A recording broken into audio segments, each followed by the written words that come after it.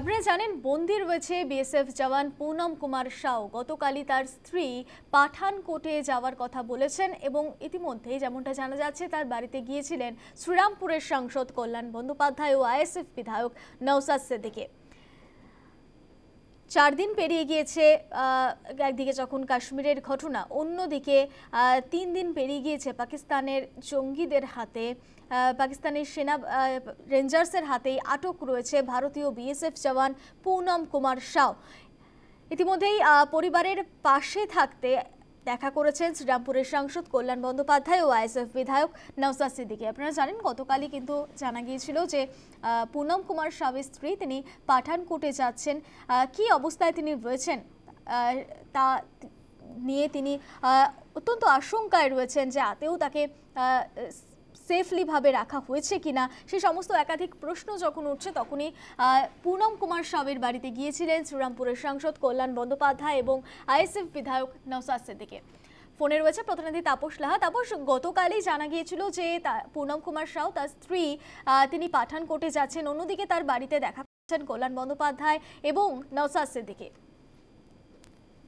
দেখো, মূলত গত বুধবার দিন পাঞ্জাবের 24 নম্বর ব্যাটালিয়নের তিনি পাঠানকোটে যখন তিনি ডিউটি করছিলেন এবং ফিরোজগঞ্জ এলাকায় যখন ডিউটি করছিলেন সেই সময় যেটা ও পরিবারের যেটা দাবি তিনি অসুস্থ হওয়ার তার একটু শারীরিক অসুস্থতার কারণে সে তার গাছের তলায় একটি বিশ্রাম নিচ্ছিলেন, যে এলাকাটা কিন্তু পাকিস্তানের এলাকা বলেই জানা যাচ্ছে এবং স্বাভাবিকভাবে সেই পাক সেনারা তাকে বন্দী করে নেয় এবং তারপর থেকে 3-4 দিন কাটতে চলেছে, কিন্তু কাটলেও কিন্তু পরিবারের কাছে কিন্তু এখনো অব্দি সঠিক কোনো তথ্য নেই। তারা বারংবার জানার চেষ্টা করছে যে এই ঘটনায় তিনি কোথায় আছেন, কি অবস্থায় আছেন, কিন্তু বারংবার কর্তৃপক্ষ থেকে সদুত্তর কোনো মেলেনি। স্বাভাবিকভাবে এই অবস্থায় আজকে তার স্ত্রী যেমন তার পাঠানকোটে যেতে চেয়েছে, ঠিক একইভাবে গতকাল রাতে শ্রীরামপুরের সাংসদ কল্যাণ ব্যানার্জি পরিবারের সাথে দেখা করেন এবং দেখা করে কথা বলে জানার চেষ্টা করেন, যেতে বলেন, আশ্বস্ত করেন, পাশাপাশি তার পরিবার বাবার সাথেও বিএসএফ কর্তৃপক্ষের কথা বলিয়ে দেন।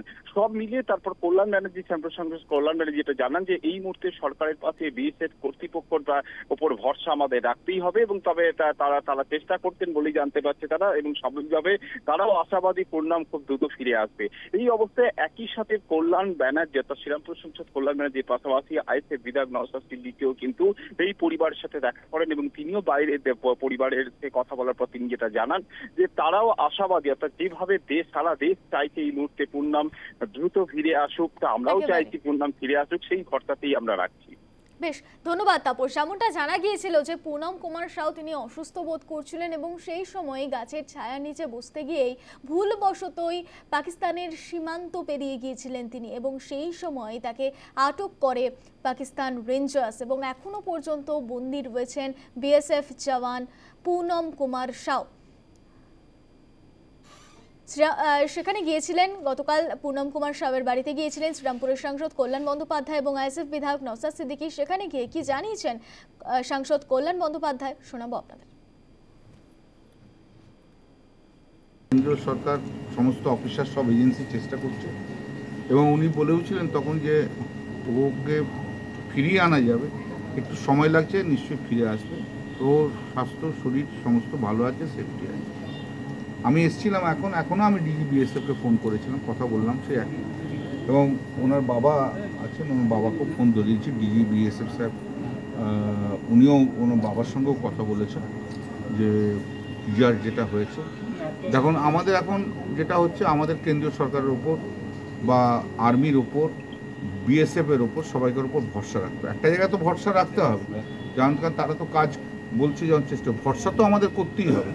তাই ভরসা করছি আমরা, এবং আমি মনে করি যেটা যে বিএসএফ বলুন, আর্মি বলুন, সরকার বলুন, সবাই মিলে নিঃসন্দেহে ওকে ফিরিয়ে নিয়ে আসবে। 2-1 দিন দেরি হতে পারে, 2-4 দিন দেরি হতে পারে, এবং আমি ভরসা রাখছি।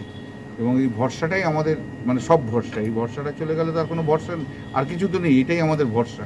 এটার উপর ভরসা করে থাকতে হবে, আর আশা করি ফিরে আসবে। আমার কনস্টিটুয়েন্সির ছেলে, আমারই ছেলের মতো, তো ন্যাচারালি আমি চেষ্টা করছি, এবং আমি বলেওছি দিদিকে যে আমি সোমবার দিন আবার দিল্লি গেলে আমি হয়তো মঙ্গলবার দিন চেষ্টা করবো মিট করার। কি বলেছেন আইএসএফ বিধায়ক নওশাদ সিদ্দিকী শোনাবো। স্বাভাবিকভাবে পরিবার